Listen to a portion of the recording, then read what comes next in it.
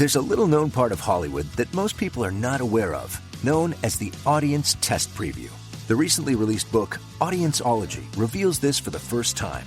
Our podcast series, Don't Kill the Messenger, brings this book to life, taking a peek behind the curtain. And now, join author and entertainment research expert, Kevin Goetz. There's a greenlighting rule that I advocate for often. It's in my new book that I'm writing right now called How to Score in Hollywood. That is, every movie, if made and marketed for the right price, should make money. The other thing that I advocate for is make a movie for everybody. If you're particularly at a studio, make a movie for somebody, but don't make a movie for nobody. Demographically, we'll talk more about that in a little bit.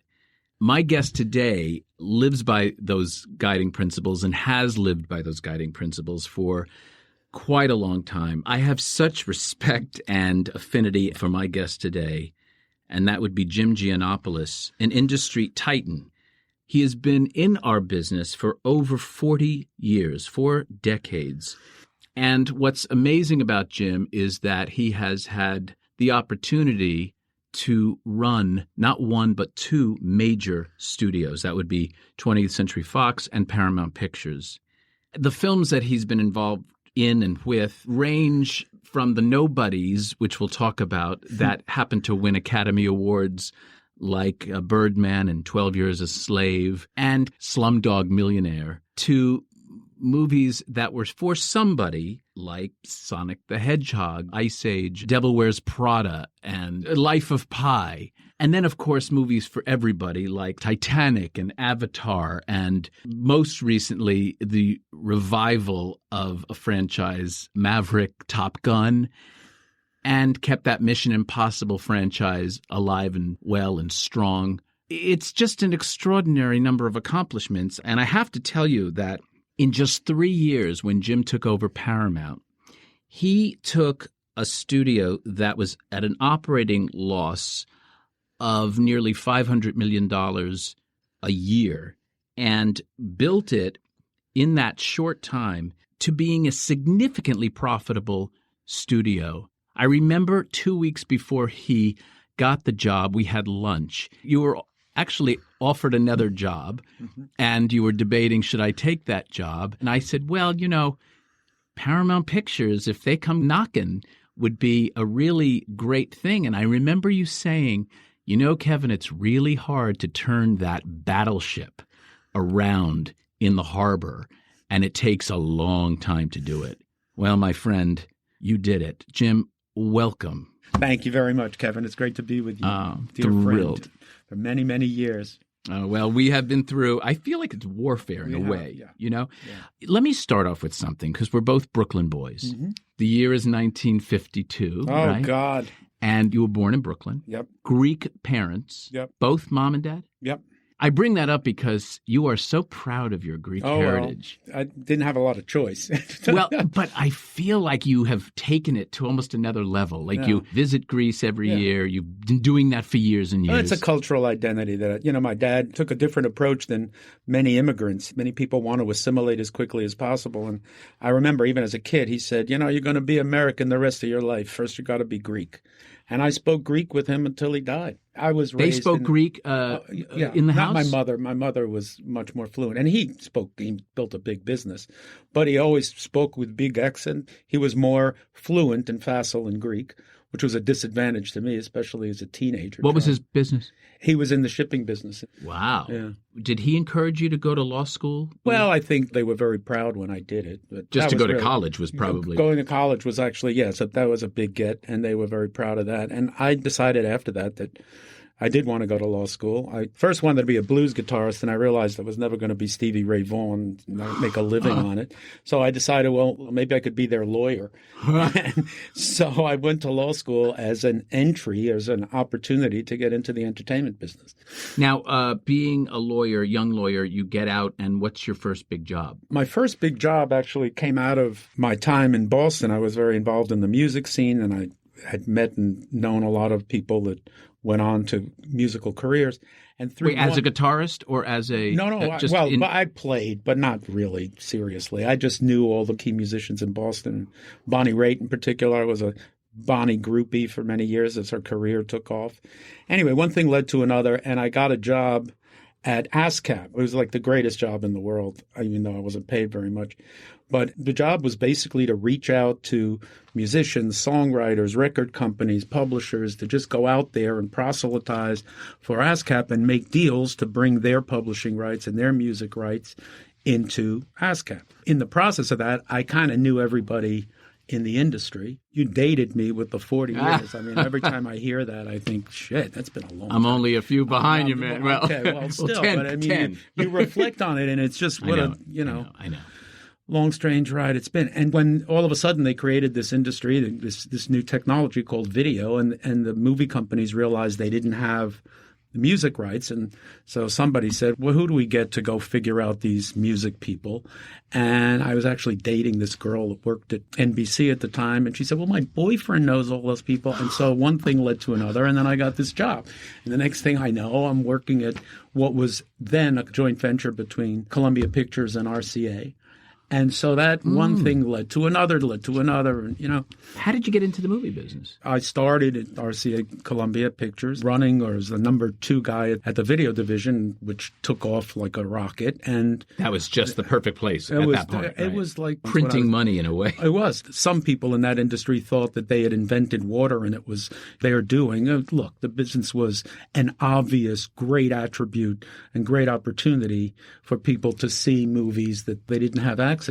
So one thing led to another, and then part of that job was actually another kind of exotic job, which was to go around the world and set up all the operations for Columbia Pictures. Oh, wow. So it's like go to Spain, hire Was this the first time they had their own international operation? Yeah, this is like the birth of the business. Good to be in the right place at the right time. And at that time, for the listeners who don't know, the percentage of America versus international or foreign was what? No, it was 90-10, 80-20? Yeah. And, these people with blue blazers would go off into the international markets and come back with money, and nobody really knew what they did. And it turned into a business. And so that job entailed going around the world, going to Spain, hire a managing director, hire a marketing head, hire a bunch of people, finance people, whatever, go on to Italy. Let's do it there. And so as a consequence of that, really learn my way around. How many offices did you open? Oh, God. Ish. Well, ultimately, one way or another, either our own office or some kind of relationship, joint venture, distribution deal, probably 60. We kind of opened the world. That's extraordinary. And the overhead to support that was extraordinary, wasn't it? Yeah, but it was worth it. It didn't take very long before this medium just took off. Basically, at the time, you had 3 broadcast networks. People didn't have anything. More movies begot more movies. Exactly. And so, along the way, HBO was building and growing and so forth. But all of a sudden, there were 3,000 movies down the street for $2. That was a sea change in people's entertainment habits. Absolutely. I'm going back to Brooklyn for a second. I can't help it. So you're a young guy, a young Jimmy, dreaming of music, probably. So my grandfather was this wonderful man, an immigrant, and he liked movies, but mainly he liked hanging out with me, and he also wanted to improve his English. So he used to take me along to the movies. First movie. Oh, God. Samson and Delilah, I think. Can you imagine? That stands out because I thought it was actually pretty cool at the time. But he was not discriminating about what movies we saw. Actually, it was usually geographic to the theater. Remember a movie called The Collector? I don't. Okay. Well, it's about a guy who basically picks up women and keeps them in his basement. It was a breakthrough film. Wow. At the time. It was a British film. So he took me, and I was like 8 or 9 years old. And it was just like, now today they'd call Child Protective Services. Exactly. Yeah. So anyway, but we went to a lot of movies, and I would always be translating to them. People would be shushing us because they would hear. Anyway, but I developed from that a love of movies. And then when I was in college, I was, going to end the war on racism and do all of that. I was in political science. But I saw these electives, and the electives were cinema studies, film appreciation, stuff like that. But wait a minute, you can watch movies and talk about them and get credit for it? I'm in. So who are some of your early influences, like filmmakers? Oh, Marty Scorsese was. I remember seeing Mean Streets when it first came out and thinking, who is this guy? I mean, it opens up Jumpin' Jack Flash. I mean, it was just like ridiculous. And I thought, this guy's a genius. Wow. How come people don't know about this movie? What about John Oh, Cassavetes? of course. Well, look, we As a claim Greek. when you claim all the Greeks. Well, that's what I'm trying to say, because, Jenna Rollins happens to be one of my closest friends. Oh, wow. And she's still with us in Palm Springs. I met John at the end of his life. Did you? Yeah. I never had the opportunity to meet him. I finally met him, yeah. But I can't help thinking about the Greek connection. Oh, of course. He was such a renegade filmmaker. Oh, sure. And what they did, Brilliant. and Jenna still owns the house that they yeah. shot Woman Under the Influence. By the way, the house he probably mortgaged 3 or 4 times over the course of his career. What I loved is they went off, they'd make a movie for money Right. to pay for the movies that they wanted to make. Oh, yeah. Which was so genius. And one after the other, which is part of what you go back to when you say that the privilege of running a studio. And look, they're tough decisions, and you have to be responsible for them, and you have to bear the consequence of them. But it's very different when you're someone like John Cassavetes or many great producers over the years that made one after the other and hoped the one before worked so they could afford the one they wanted to do next. Part of what I have always, I guess, admired about you, but also really connected with you on is innately you're an artist. Well, I don't know about that. I certainly appreciate the art form. I mean, you can't be around. But you're not only an appreciator of it, you're a fighter for it. Well, and you have fought for it. You don't greenlight movies like the ones I mentioned earlier, and certainly don't think you're going to win Academy Awards for them. But your old partner, Tom Rothman, likes to say, look, it's this fiscal prudence mixed with this creative kind of risk. Right. And I know you've always lived by that, Mm-hmm. and it's hard, but you've had such a reverence for the artists involved. I've watched it. I've seen it. The filmmakers, the respect that you have. Look, you have a fabulous and wonderful Greek temper. I've been on the one side of it before, but at the same time, you're about as fair as they come. Well, thank you for that. I mean, for all of that, and I'll take the temper too occasionally. But you also are one. You get it out. Oh yeah, it's over. It's over. Oh, it's over. Yeah. Which when I first got it, somebody said that to me, and I was like, he's like a Jew. Yeah. Just don't take it too seriously. My amazingly wonderful wife, Anne, who is a wasp from the Mayflower, took a little getting used to that because, it would be like some burst, not at her, but whatever it was, and it'd be over, and she would be just still thinking about it the next day. And I'm, honey, that's over. That's done. That's nothing. Anyway, she and I have reconciled that. The greatest I'm a big Anne fan. Well, everybody is. Everybody likes her better than me, so I'm used to that. She's delightful. She deserves it. What was the one phone call about a job that you went, oh my God, I just got fill in the blank? Well, just about every job I got. I mean, but there had to be one that was like. Well, when they finally made the decision and they put Tom and me together, and Tom and I were really close friends. Who makes that call? That was Chernin. That was Peter Chernin. Called you, my patron saint. Wonderful man. He is a great man. Wonderful He's man. one of the smartest people this business has ever seen. Did he call you and Tom like kind of at the same time to tell you both that you were going to be co-chairs? Like, how'd it work? Yeah, ultimately he did. The rumor mill was bubbling about who's going to get it. But you were there already. Oh, yeah. I was running international, and Tom was the head of production. Basically, the way Peter said it, ultimately he couldn't make the decision. He put us both together. Which was sort of genius. It worked because it's not a one-person job. Well, yeah, and I think we had complementary skills. We learned from each other, and it's also great, even though I eventually ran studios alone, as Tom does now. It's great to have, and you always have someone, the sounding board, and someone that you really trust, hopefully more than one inside the company, but to really truly be partners, take some of the burden and it doesn't change the risk because now you're both in the soup if you've done it wrong. A lot of stars say that. They say that I don't want to do that picture because I don't want the responsibility of the entire picture on my shoulders. Ultimately, whoever says yes, it's a great privilege to have that green light. And you bring in voices, and you ask marketing, and you ask the international folks, and you ask the video folks. But in the end, you're making that decision. What was his superpower? Tom's really passionate, really understands the nuts and bolts of production and the creative process. I mean, he's shown it over the years. And what's Jim Gianopulos' superpower? Well, I think some of that, but also understanding the way media and technology is evolving and the way these markets are evolving.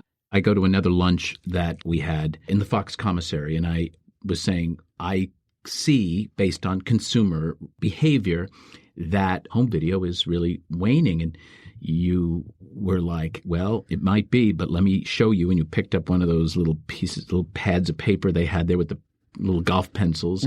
And I think I may still have it. You illustrated for me the model of how it would really affect the studios in such a significant way. Sure. And I almost couldn't believe it, how the financial sort of backbone was home entertainment. In the great years of the home entertainment and then ultimately the pay television business, there was a net under every decision you made. I mean, things might not go as well as you hoped theatrically, but you'll fill this pipeline of the video industry, whether it was at Walmart or Best Buy or the rental channels.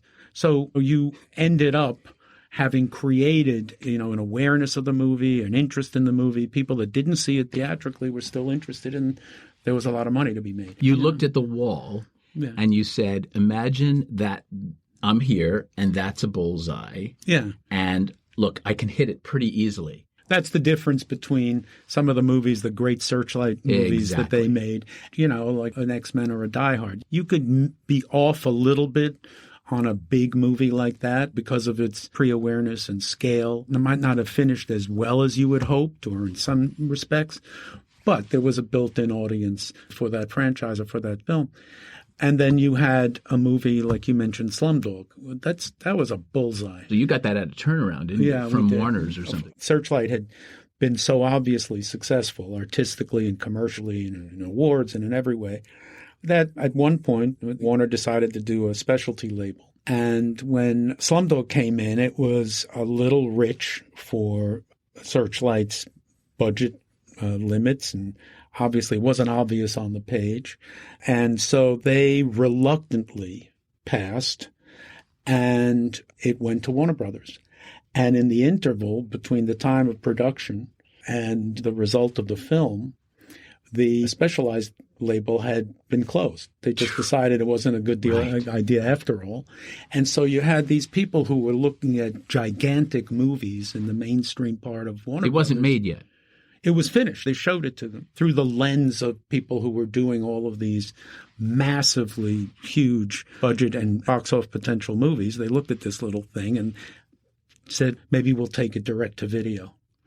And Danny Boyle, who had a long history with us at Searchlight, ran to his friend, Peter Rice, and said, hey, I have a chance to take this away. Would you release it? Would you take it over?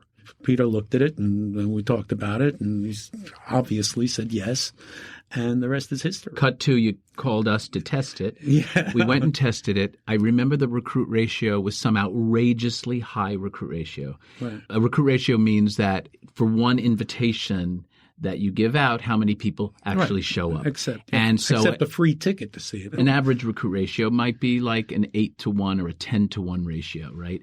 A really great one is a 4-to-1. This was like a 25 or 30-to-1, and that was not helping the cause. Right. But when those scores came back, yep, it was unanimous. That's so great. It was unanimous. So great. It was just such a winner from an audience satisfaction point of view. But what's still great is because you can have the biggest, most satisfying movie that no one still wants to see. But your campaign was great. Mm-hmm. The word of mouth, the critics got behind it, and it took a ball sack to do it. And you all did it. That was what Searchlight did better than anyone. I still think they do it better than anyone, even under Disney. That cultivation of critical response, the gradual rollout, the letting the word of mouth catch up, all of those, not media-driven necessarily until a certain point. We always had this thing of the gray box, we called it. So a few weeks in, Searchlight would have a full media plan ready. But in the early weeks, when they'd open in 2 or 4 cities and let the movie breathe and find its audience and find its critics and get critical response, as it built, we would hit a point where they'd be on a few hundred screens and they'd push the button. Either we pushed the button or we didn't. But they were better at it than anyone. They really are. And as you said, still at it. Before in the intro, I mentioned making a movie for somebody, for everybody, but don't make a movie for nobody. Right. When I mean that demographically is a movie like Slumdog Millionaire is like a movie that is demographically challenged. It's a psychographic identifier. Mm-hmm. So for a studio, whoever is saying yes, that is a risk. And the fact is, it's execution driven. But every now and then one takes one. As I like to say with you and people at Searchlight, is you actually earned the right to do that on a number of pictures. Not everyone has done that. And perhaps if you were a different studio, you wouldn't have taken that chance. Well, that was the business that Searchlight was in, was taking massive creative risks. But as you said, it broke the model a little bit, but you still... Well, yeah, when Danny first brought it in, it was expensive. And they passed it first, and I think they were hoping maybe that they could get Danny to pull the budget down a little bit. But Warner was so eager to start out this division that they just said yes, and they just greenlit it. So let's talk about the other side of that equation when we come back. Get a glimpse into a secret part of Hollywood that few are aware of and that filmmakers rarely talk about. In the new book, Audienceology by Kevin Goetz. Each chapter is filled with never-before-revealed inside stories and interviews from famous studio chiefs, directors, producers, and movie stars, bringing the art and science of audienceology into focus. Audienceology, how moviegoers shape the films we love. From Tiller Press at Simon & Schuster. Available now.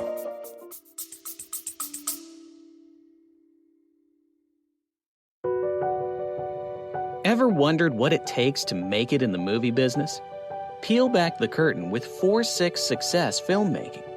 4-6 Success Filmmaking is where filmmakers share their stories and the secrets. It's beyond competitive out there. There have been movies that it's taken me 10 years to get made. Don't wait to create. Like, you've got to just keep making stuff. Tune in to 4-6 Success Filmmaking for your dose of cinematic realness, direct from the voices that have lived it.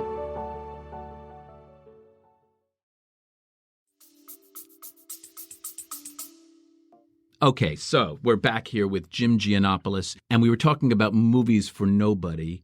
I want to really switch hopefully gears. You don't make movies for. I mean, that is the one place you don't go. Yeah, well, and by the way, At I'm least aware you of the don't double. start out. I'm aware of the double negative. You don't start out that No, way. never. You don't. But the great thing is that in this day and age, in the streaming world, you can certainly make movies demographically for nobody because you're not spending advertising dollars. So you can find the needles in the haystack. Right. You can find the psychographic identifiers that bring people together, which is a great thing for our business. And it's, as a result, producing some great films. But the movies for everybody, I want to say under your watch at Fox, at least, were there 4 franchises built?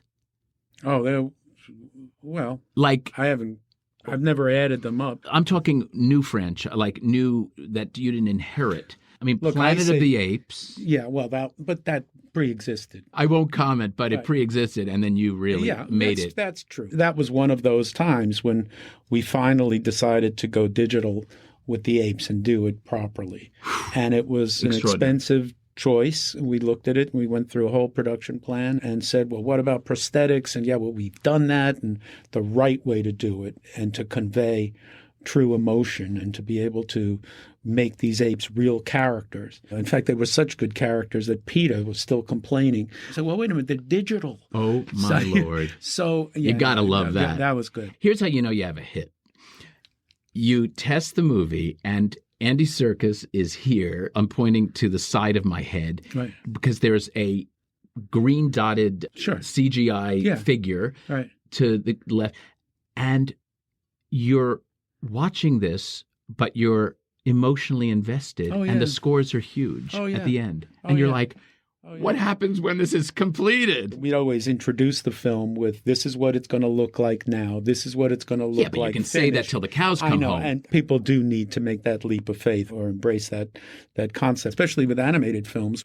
When I did the original Beauty and the Beast, and it was almost all sketches, I want to say 85, 90% sketches only, like an uncolored coloring book.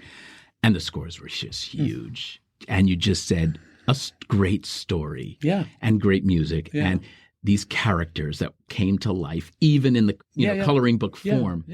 were so extraordinary. Yeah. And you could tell, especially with animated films, they're tested very early in the process. And you really need people to use their imagination and carry those images of what the completed characters will look like and settings will look like and carry them over into sometimes literally pencil sketches. And the other great franchises, Ice Age, I believe. Right? Ice Age almost got away. That's unbelievable. Almost got away. We had, I shouldn't say, but well, we did. We had a partner. It was a nascent animation division at the time at Fox, and we had some big disappointments. And so now we have this movie, and our partner got a little nervous. And was that Blue Sky or it was Regency? Blue Sky was our studio. Oh, got it. And Chris Wedge was the director and ran the studio. And we had full marketing plans. And they got a little nervous and said, guys, we can't afford a big loss on this thing. Should we cut our losses? Should we cut our losses and sell it? And I was against it. And we were back and forth on it. But you knew the international also. But you know what? It was actually even simpler than that. Yes, Disney actually offered to distribute it with some unattractive deal. But that was the option. So they went to the Court of Appeals, which I always called churning. And my argument was simple. I said, at this point, we have all these people have been working really hard, putting all these campaigns together and co-promotions and all of this shit here and all over the world. We could go to them and say, yeah, you know what? Thanks a lot, but we're going to give this to Disney. Or we could go to them and say, look, we've kept this because of the quality of your preparation and the effort you put in. Now don't fuck it up. Mm-hmm. And so that's what we ended up doing. And then to our surprise, it turned into Ice Age. And billions later. Yeah, billions later. And The Kingsman was another one? Yeah. Well, how do you like I know all these? Yeah, very good. Well, this is what you said earlier about being part of the creative process with some really incredibly talented people. Part of the thing, yes, you get to be the studio head and all of that stuff and make these big decisions and fly around all over the place. The real privilege is to be with people that are enormously talented and to watch them take something from a blank sheet of paper to what we did in those research screenings or eventually into huge box office results and to be adjacent to greatness, to real creative talent. God, that first ending scene with those explosions and that it was like by the way, on paper, what was it like? We try to talk him out of it. And it didn't sound right, and it looked stupid, and we thought it would look stupid. And he said, don't worry, you're going to love it. It's going to be great. It's going to be great. And it was. I mean, it was way out there, but it was great. Now, you probably are known, well, it would be you and Peter and Tom and maybe even Mechanic before that, all sort of cumulatively or in some way making decisions on some of the biggest bet movies that we've ever had. I mean, talk to us about Avatar. Is it all a bet on Jim? Yes. He had given me like a 20-page version of Avatar called Project 880, not long after Titanic. And the time lapse between the end of Titanic and the beginning of Avatar was primarily about getting the technology that was adequate to convey those facial features and that emotion and to be able to create that world. So when the time came, knowing Jim and loving him, knowing that Titanic went substantially over budget, whatever budget we were looking at, because the technology was so new, the imagery and all of the aspects of the film creation process was so new, we knew that it was going to be a very expensive movie, and it started out being an expensive movie. People look back and say, well, you greenlit Avatar, unbelievable. It really came down to a choice. Do you want to be the one who said no to James Cameron after Titanic or the one who said yes and maybe it didn't go as well as you'd hope? Did you ever think that this could be my job? Yeah, it's always your job. Because it was such a big bet. Well, yeah, but you screw up enough over time. Your batting average falls below a certain level, and it's always your job. And you just hope your batting average stays above that. Well, you've had an extraordinary batting average. You've been very lucky.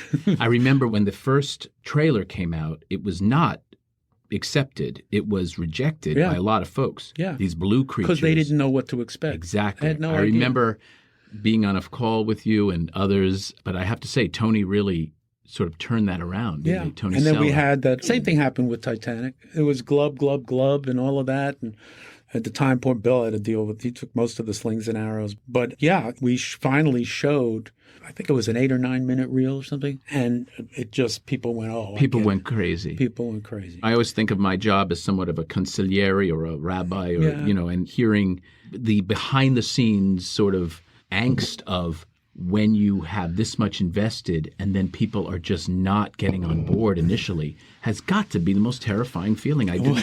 Well, I got a call once from Rupert, and he said, "What's happening with this Avatar movie?" I said, "Well, it's coming along. The images are great, and I think it's going to be really great." And he said, "Well, how much does it cost?" I said, "Well, the budget was this, but we're pretty much over that budget." And he said, "Well, how much is it going to cost?" And I said, because I don't never lie, I tried to right, you always put a always nice straight. shine on it, but I would never lie to him because he's too smart for that. And I said, honestly, I don't know. He said, "What do you mean you don't know?" I said, "Well, honestly, he's not finished, and it's some of the tech is proving a little difficult, but it's looking great." He said, "Well, is it going to be any good?" I said, "No, it's going to be really great." And he said, "Well, how do you know that?" I said, "Because he won't stop making it until it's great. And that's why I can't tell you what the final budget's going to be."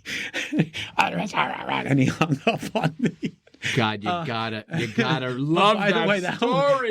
That's a true story. Oh. That's a true story. Jim's mad at me when I told him that story. He said, "It's not true. I was always careful." Well, yeah, okay, but it did prove. But it's not about Jim's point of view. It's Jim's point of view. But it had to be with your belief in Jim. Yeah. Managing Rupert, which is like, hey, this is Yeah. what am I hearing and what am I saying? Do I have faith in you? But actually, Rupert would get cranky once in a while. We don't make enough for the middle of the country, or we're not sending. It's a little Hollywood. But he was always very supportive. You don't believe in your lieutenants. I mean, I don't know what you're going to do. He was always, willing to give you the benefit of the doubt and ride with you. And, in case you screwed up, he'd get a little cranky. But back to the Greek thing, he would let it go the next phone call as well.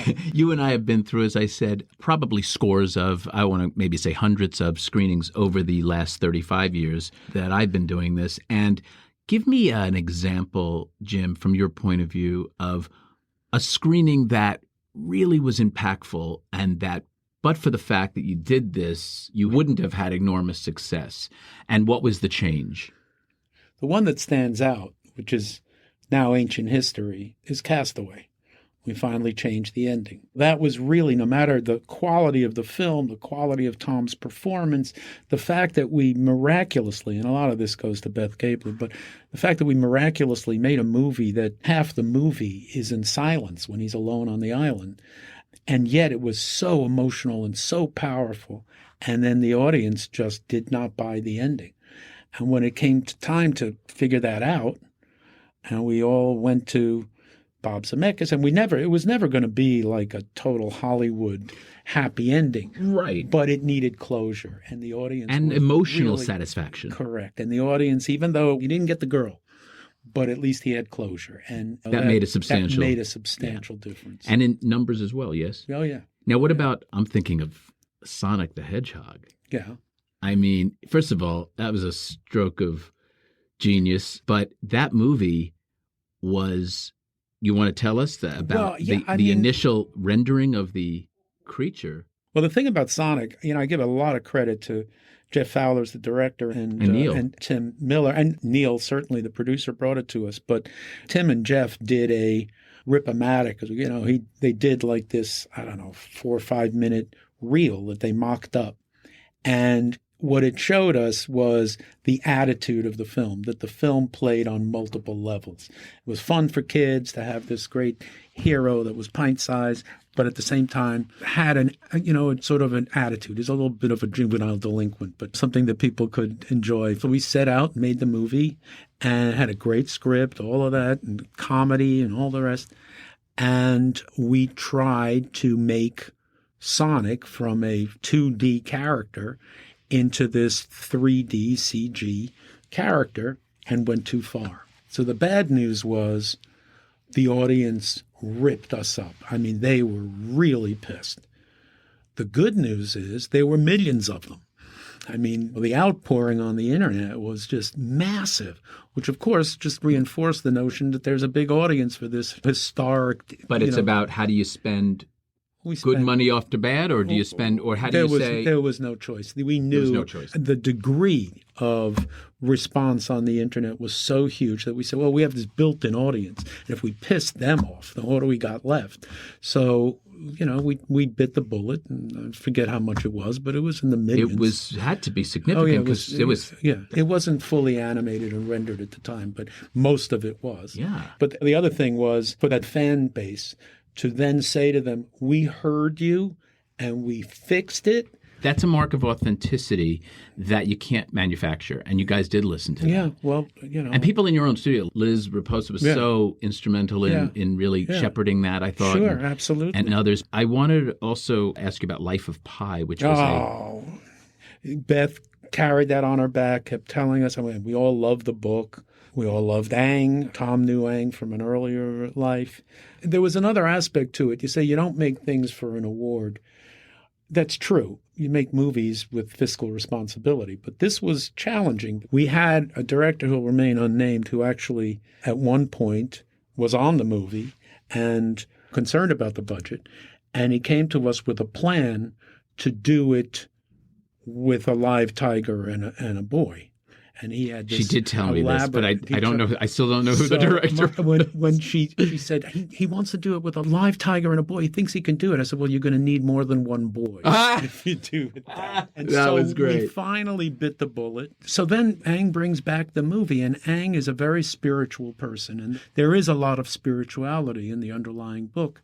And people were so engrossed in the story and the pace of the story and then the outcome that some of it was a little heavy. It was a calibration issue, wasn't it? It was a big calibration issue. And look, you're talking about Ang Lee, one of the great directors. One of the greats. One of the greats. And it's always difficult. At one point, he asked me, what do you think? I said, well, you know what? It doesn't matter what I think, and it doesn't matter what you think. It matters what they think. It's not between what the studio chuckleheads think and what this great creative talent thinks. It's ultimately what the audience thinks. And the best evidence of that is when you put it in front of them. He's one of those guys who tests almost all his movies. It might be reluctantly, but he does respect the audience. He does. He really does. And all of them do. It is a little shocking when you've worked on something. I can't even imagine. For years. I mean, people gestate, these directors, writers, especially the writer-directors who created out of whole cloth, the amount of time and effort and planning and they're children. They're giving birth to children. And so that's why I always tried when we do those screenings, to say, look, well, we'll talk about it tomorrow, to just keep it simple at the end of it. Because when they come out of that screening room, and there's this wall of studio faces, because no matter how much we tried to trim the troops that went, you always had to have several people from marketing, people from international, and they weren't all from here, something from about Mary or Borat, which were crazy numbers. Yeah. Jim, give me a movie that no matter what we did, how many times we tested it, it just couldn't get past itself, even though it was a good movie. You reminded me of the Farrelly brothers, and that popped in my head. I think Peter would say that too. They came to us with this brilliant idea, this pitch, and the idea was Guy meets the girl of his dreams, this dreamboat. He's never believed that he could be with this woman. And then, they get closer, and then they have this ridiculously raucous, amazing sex, and it's just incredible. And on a parallel track, he's looking for his parents. And some idiot private eye comes back and says, I found your parents. And it turns out that this woman is his sister, or so he's led to believe. And erroneously, but that is now, he finds out, his sister. So he's devastated. And then it turns out she's not. So the rest of the movie is him chasing. Know, but the thought, remember this? The cringe factor, it was such, right? It sound, it's one of those, like, what were we collectively, what were we thinking? Even the Farrellys. The audience could not get past that idea. As we tried to create some marketing materials, the whole gist of the movie is that pitch, is that MacGuffin. It's the fact that girl that he's just had this wonderful thing with is his sister. Oh, but she's not. Even Ricky in The Flash, Right. you know, the great Meryl Streep. Is there Sure. anyone better? I mean, like, but it's Meryl They Streep. didn't want to see Meryl do that. They didn't Because- want to see a mother, Right. couldn't accept a mother leaving her children for following her dream. Yeah. Like, that was Yeah. not okay. Yeah. I think if a man had done it, it would have been more tolerable how awful a statement that might be. Mm-hmm. But the fact that a mother did it and then is coming back now to regain this sort of Yeah. affection of her children just didn't fly. So let's switch gears to one of your most proud moments in the business. You're leaving a test screening and you're saying, I cannot believe this is ours. Can't believe this is mine. This is going to be a hit. I am so excited. Remember a moment, that particular moment? Oh, many. When I got to Paramount, Quiet Place? there was some. on your... That's the one I was going to mention. I got there just in time to greenlight, to say yes to a train that was already kind of in the station and about to leave. But then we saw it, and look at it. The movie was $17 million, and you just looked at the Unbelievable. quality of it. And I mean, look, it was a genre movie. But it was lightning in a It bottle. was just lightning in the bottle, and you saw that audience popping out of their seats. And that's the other thing about the research process. Whatever the cards say, and I always advocated, give people a way to write in a coherent, legible way. And we always struggled with that because people are with those tiny pencils and shit. But you can also read the room as the film plays. Okay, the Quiet Place, you can just count the jump scares and the quality of tension and the engagement. But you could also see the troughs in a movie. You're I just see. reading the audience from the back, and you get a sense of, when they're fidgeting, when they're fixated on the movie, when you kind of feel a loss of their focus at times. I know you always count how many people left to go to the restroom. Did they come back? Correct. All that. So, but, you just get a sense of the rhythm of the film that way. And the old Titans, the old studio chiefs, Louis B. Mayer Yeah. and so forth, all did it, all talk about it. How Sam Goldwyn, when my ass itches, I know I got a problem. You bet. Yeah. Absolutely. So, yeah. I was going to ask you about being in the room when Maverick was Yeah. screened, and it was, to me, a perfect movie. It was a perfect movie. We had to keep it on the shelf for a couple of years. I kept saying to people, I promise you this movie is fun. Because, we kept holding it back. I saw Tom Cruise the other night, by the way, and he still acknowledges your support in such a big way. No, Jim, seriously. It was the right thing to do. No, but come on. The pressure, I can only imagine Yeah, the well, pressure you got from your board. Yeah, there was some serious pressure there. What made you do it? Hold it off. It was the right thing. Look, first of all, you see that movie in a world that's under the massive impact of COVID. The early days, it was easy. Theaters were closed, so duh. Right. But even as COVID started to get under control, people were still reluctant. You're sitting there and somebody's coughing a couple of rows I still over. think right? So there was that. And then you see this movie, and Tom said this movie's going to do $1 billion. And I believed him. Having seen it, the question was, how well will it travel? The thing about that Is movie it too it's not gung-ho America? It's not jingoistic. It really isn't. It's not even militaristic. It's just about people coming to terms with their capabilities and to build a team and to demonstrate. And to come back to your roots. Come back. Yeah. All of So that. it was, it played on every single level. And certainly Tom was the moving force all along the way. I know. I Kaczynski can't say enough good shot at things great about things. him Yeah, because he is just such a rallier of troops. He has that did some ability. reshoots. And, he came back for some more money. And look, we could see enough to know that it Sure. So it didn't make sense in a world in which COVID impact was 20 or 30% of the box office, even for big movies. Today, it's off about 20% across the board.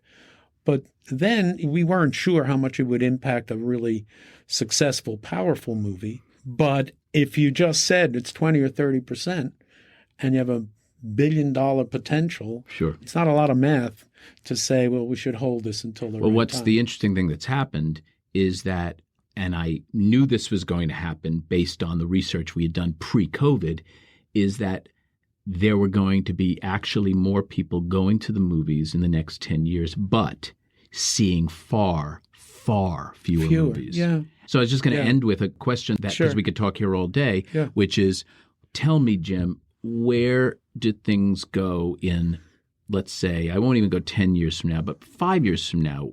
Does it follow the same trajectory as I'm talking about? Fewer movies, major successes, a lot of small ones that sort of are struggling. What happens to movies? Is there a consolidation of screens? What do you see? I've been on the board of USC, the cinema school, for many years, for about 15 years. I finally agreed to teach a course. I have to just say this because I remember at our most recent lunch about a month or two ago, you said to me, this is who you got. These goddamn kids. Wait, listen, you should be kissing the ground when you hear who the teachers were. I called some of my friends, is what Jim said. Know. Okay, he called Ted Sarandos and Bob Iger. Yeah. Who else? J.J. Abrams. Ava DuVernay. These are for how many students? They were 30? taking selfies at the end of the class. Oh, my God. Well, I didn't realize that the lectures, I thought it was like a 60 to 90-minute lecture. I'd go up, tell some war stories and stuff. And I find out that it's a 3-hour session each time, times 13. Sure. So how the fuck am I going to talk about for 3 hours? So what I would do is I would write a 2-hour kind of overall lecture, and then I reached out to friends, as you said, and they would do the last hour. My friend, what friend do you have? What they turned out. So the kids got a thing. But the subject of the course was the future of creative content. My second stupid mistake, because I don't think anybody knows the future. AI, the most recent evolution in AI, which I think is going to transform the business enormously, it's obvious to say at this point, hadn't even happened yet. But back to, I do think theaters will always exist. I think there's something unique, not just in the collective experience of being in the theater, but there's also something to be said. And that's why some truly devout theater goers are always annoyed by somebody texting or on their phone or annoyed.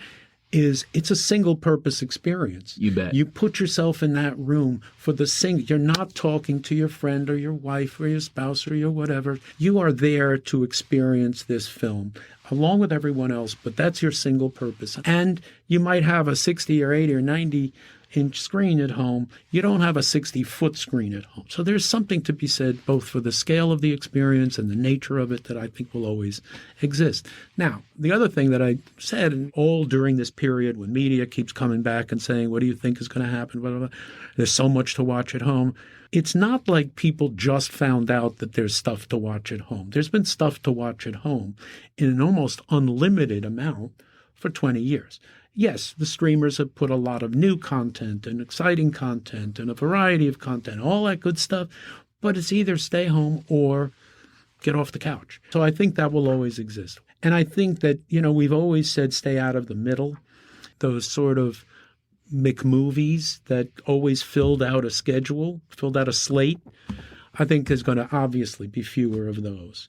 But if you see something like Everything Everywhere at Once, a very specific kind of movie, a very ambitious, a creatively ambitious movie, which found its groove, found its audience. Well, it became so polarizing, but far more in the love category. Yeah, and in the polarization of that reaction, there was curiosity. And awareness. Major. So what's all this about? How come he likes it? How come she liked it and he didn't like it? Let me go find out.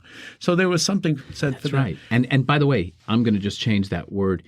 Why did that person love it and that person hate it? Yeah. It was that kind of thing. It elicited such an emotional, and I think that was the genius of the movie and also why it won the Academy Award. Well, but also one of the aspects of studios in particular, and I think some of the streamers are finding their way into theatrical releases now and recognizing the value of a theatrical platform. But even if you stay with the mainstream studios, the idea that you can make a movie, find out maybe it didn't quite reach your ambition and expectation, and so instead of going to chase it with tens and tens of millions of dollars of marketing money, let's just put it on the streamer. And people will see it as part of their subscription and be quite happy, or not.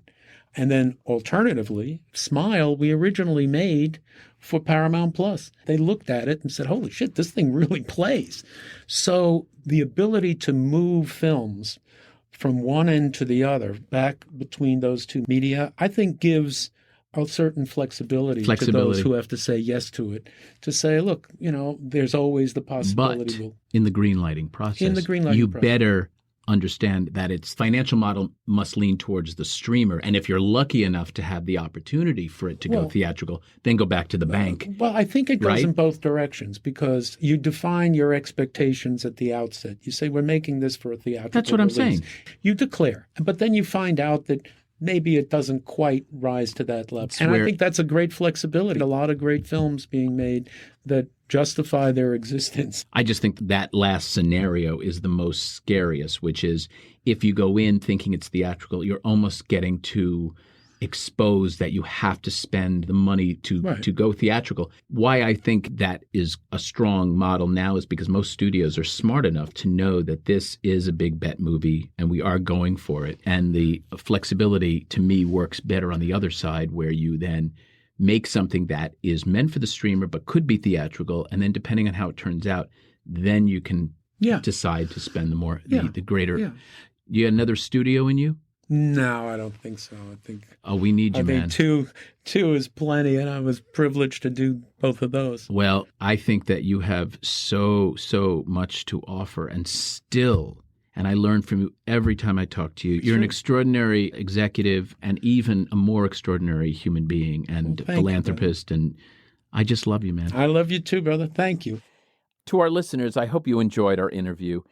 I encourage you to check out some of the incredible films that we've discussed here today that Jim has overseen, and there are a lot of them.